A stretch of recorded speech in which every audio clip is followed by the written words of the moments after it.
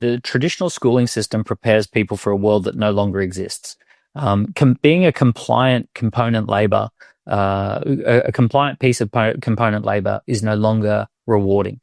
Being highly compliant and being a good little part of a factory, a good little worker within a factory or an office was a very, very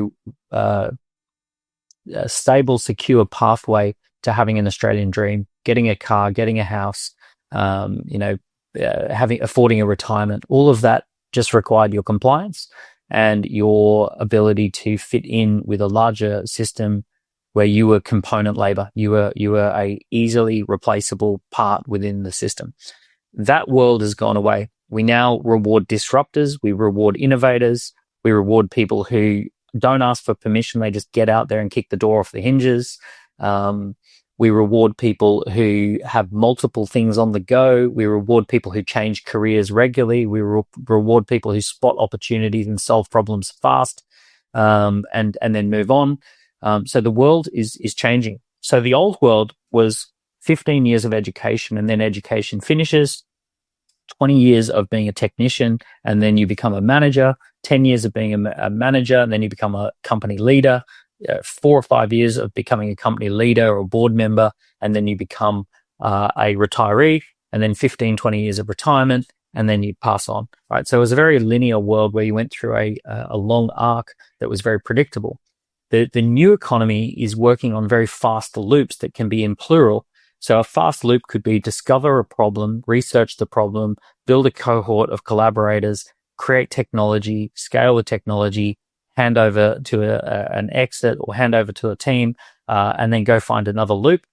At any given time, you could have many different loops that involve a learning phase, a collaborating phase, and you could actually be at any given time running an event, writing a book, launching a startup, creating a piece of technology, right? So those are the people who are succeeding today. They're people who have plural stuff on the go.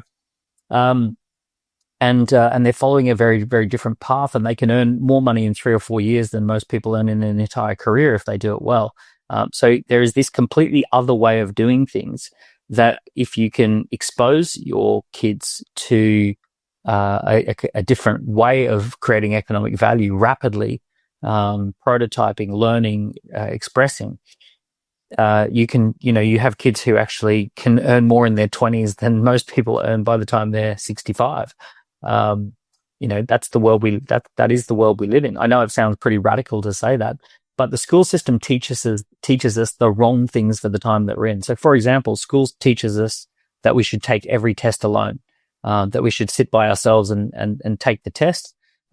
In real life, no test is ever taken alone. If you've got a financial problem, you go to your CFO. If you've got a tech problem, you go talk to your tech people. You pull together 3, 4, 5 people in a room and you solve every problem as a collaborative team.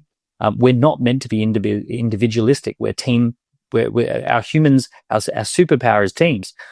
School also teaches you to be compliant, but it's actually disruptors and attention seekers who are being most rewarded at the moment. They take kids who know how to capture the attention of a classroom and redirect the attention of a classroom, and they punish you for that, whereas the life today rewards you for being able to capture people's attention and redirect people's attention. School says that you have to learn at a very slow pace and that you have to learn at the same speed as everyone else your same age who was born in the same year as you, whereas life says whoever figures out the problem first and fastest gets to earn as much money as they want, and it doesn't matter how old you are or how young you are. So we actually teach kids a set of rules that no longer are relevant for the world that we're in.